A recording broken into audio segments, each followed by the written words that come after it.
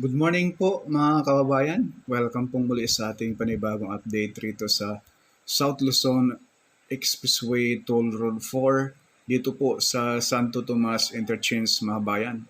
Ito yung pinaka-entrada ng SLEX TR4 dito po sa barangay sa MCM, Calambas City, Laguna mga kabayan.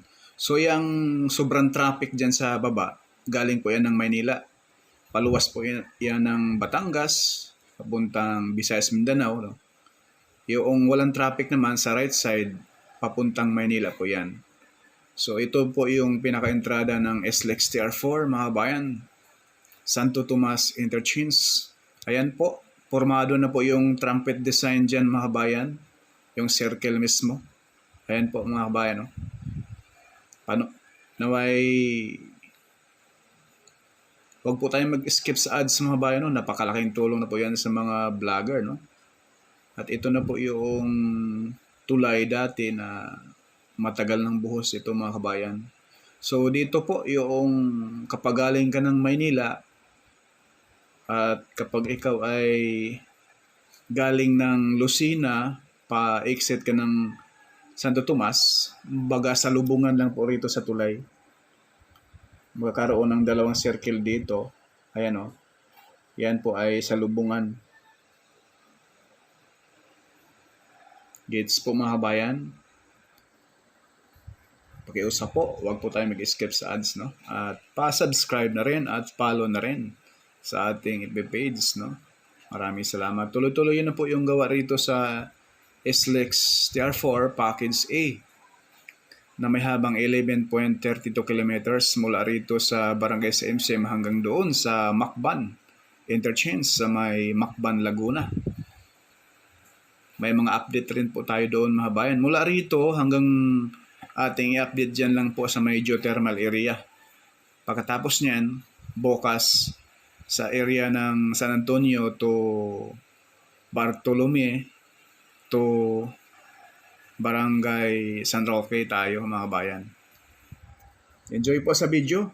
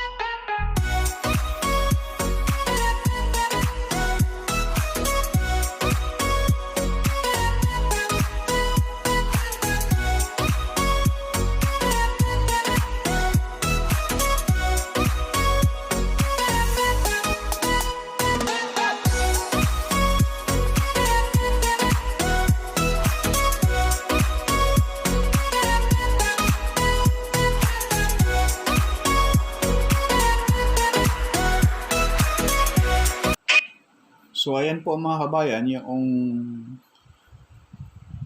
area na ito kapag galing ka ng Batangas City, yung Santo Tomas mismo, right side po kayo. Kung kayo ay paluwas ng Lucena, papuntang Bicol, dito sa area na ito. Hindi na po kayo dadaan sa may circle.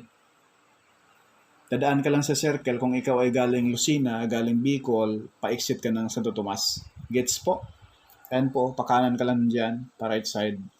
Yan na po yung pinaka-main alignment. So, doon sa bundok na yon, may update din po tayo yung may umusok sa may geothermal area. Pakita ko po sa inyo yung progress roon dahil napakatagal pong natingga doon sa area na yun mga bayan. So, ayan po yung circle rito, trumpet design po ito.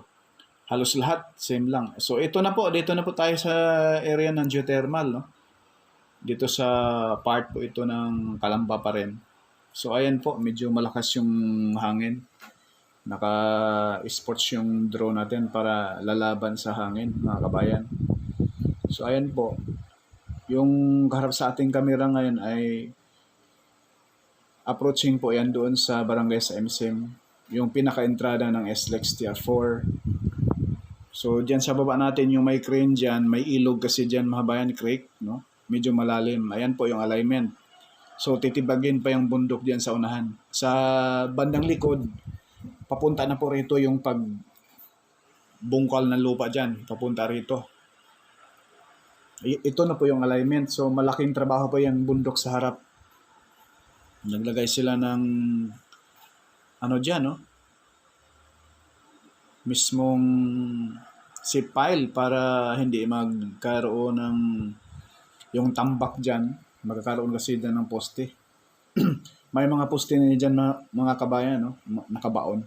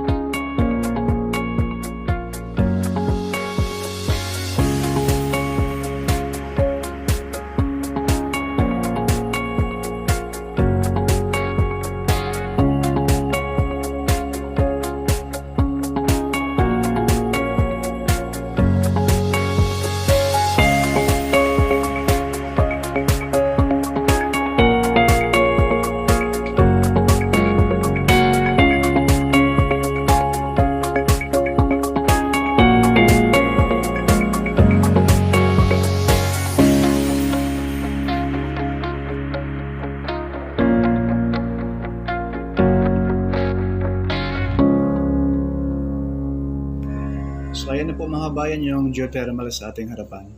So yan lang po mga kabayan yung ating latest update rito sa SLEX Tier 4 Package A. May habang 11.32 kilometers, no? Next update natin sa may San Antonio to Barangay San Roque naman po sa Santo Tomas City, Batangas. Maraming salamat and God bless po sa ating lahat.